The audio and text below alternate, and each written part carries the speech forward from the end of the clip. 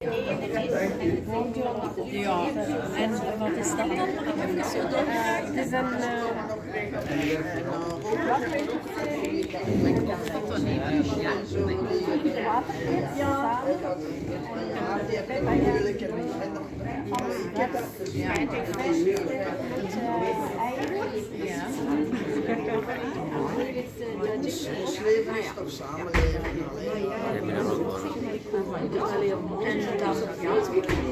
Je bent daar zo goed geïntegreerd. gebakken. En hier is courgette, aubergine, paprika, ajuin met de kruiden en groep. Ja.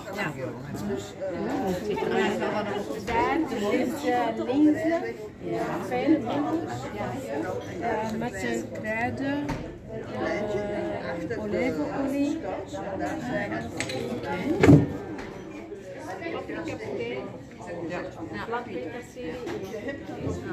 Ziet er wel heel mooi uit.